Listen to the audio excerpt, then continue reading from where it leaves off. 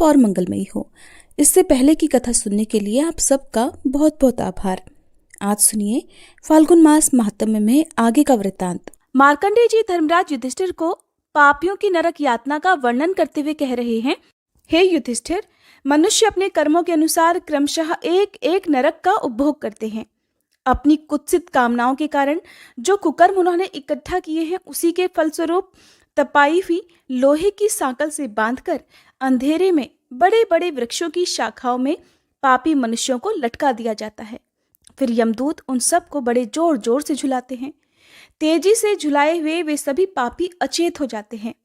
फिर आकाश में लटकते हुए उनके पैरों में 100 भार लोहा बांध दिया जाता है।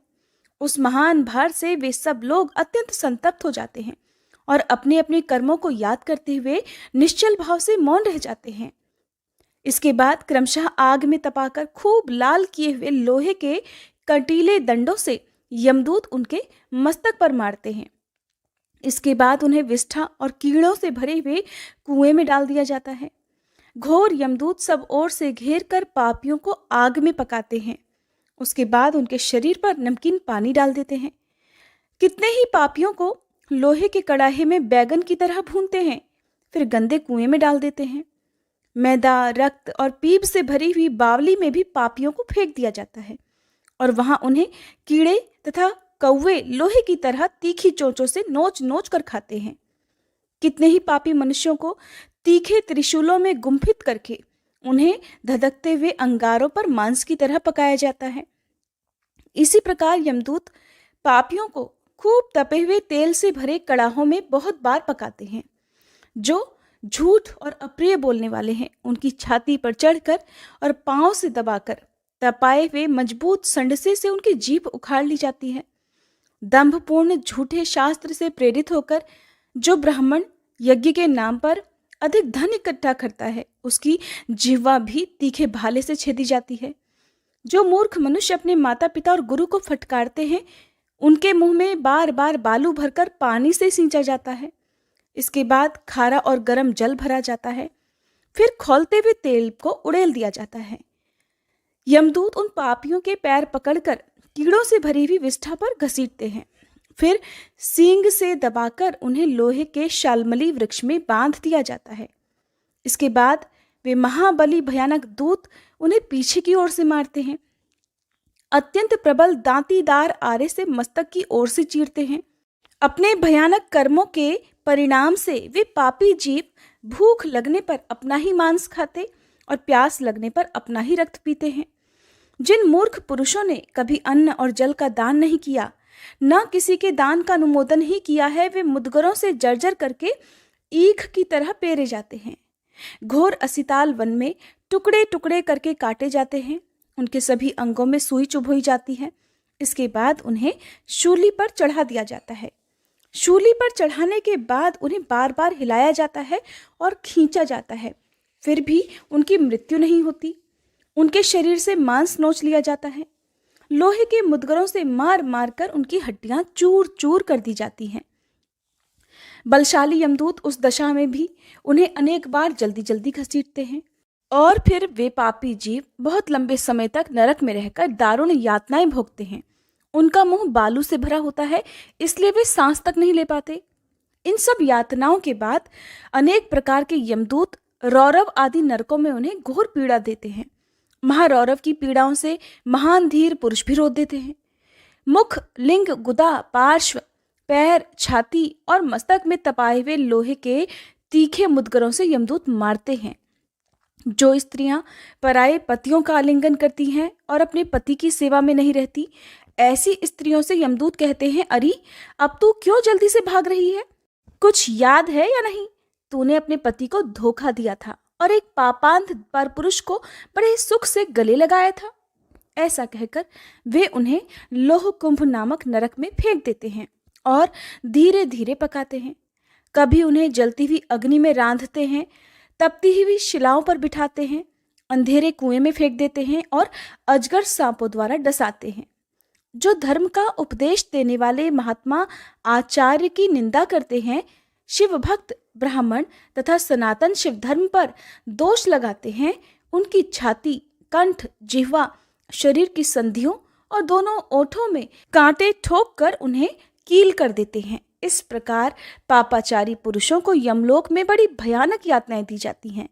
धर्मराज, एक एक नरक में सैकड़ों और सहस्त्रों प्रकार की ऐसी यातनाएं जाननी चाहिए जो सभी पाप कर्मियों को मिलती हैं। संपूर्ण नरकों में ऐसी ऐसी अनंत पीड़ाएं भोगनी पड़ती हैं।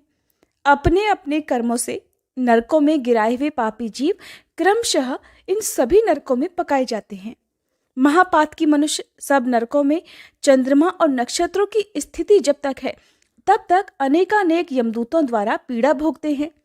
यही दशा पातकियों की भी होती है।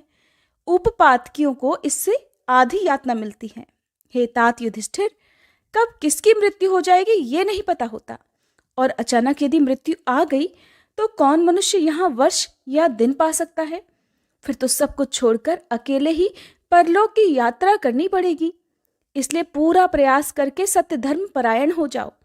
ये सब नरकों का लक्षण मैंने तुमसे बताया है। मार्कंडेय जी के वचनों को सुनकर धर्मराज युधिष्ठिर पूछने लगे कि मुने, किस धर्म के द्वारा इस परम दुस्तर संसार सागर को पार किया जा सकता है, अब कृपया ये भी बताइए। तब मार्कंडेय जी बोले, हे युधिष्ठिर, मनुष्य अनेक प्रकार के राग और लोभ के वशीभूत होकर इस संसार में तरह तरह के दुख उठाता है। गर्भ में पड़ जाने से मनुष्य कहे हुए शास्त्र को नहीं समझता और स्वर्ग तथा मोक्ष साधक कर्मों की चर्चा नहीं सुनता। संपूर्ण कामनाओं और प्रयोजनों को सिद्ध करने वाले भगवान शंकर के ध्यान में वह अज्ञानवश कष्ट मानने लगता है।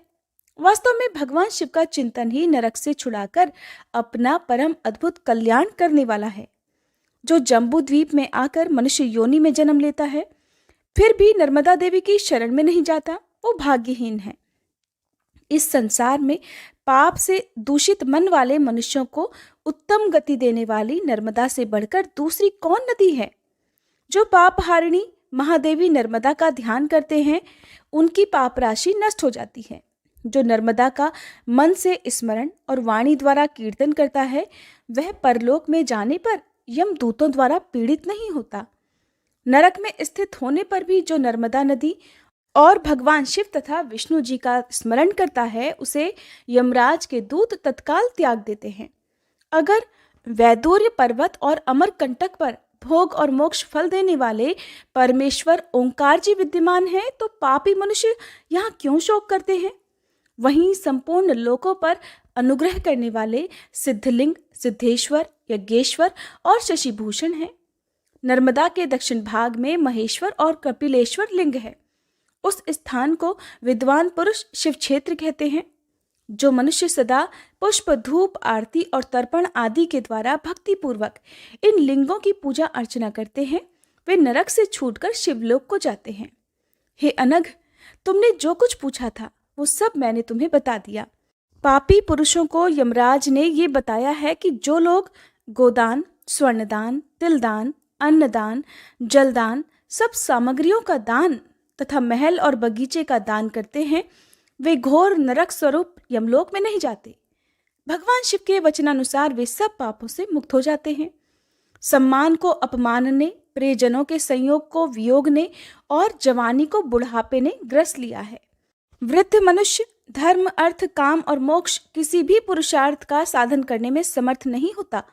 इसलिए बुढ़ापा आने से पहले ही धर्माचरण करना चाहिए। युधिष्ठिर, शरीर में वात, पित्त और कफ आदि की विषमता होती रहती है। फिर वात, पित्त, कफ का समूह शरीर से ही उत्पन्न बताया गया है। इसलिए अपना ये शरीर सदा रोगों का ही आश्रय है ऐसा जानना चाहिए।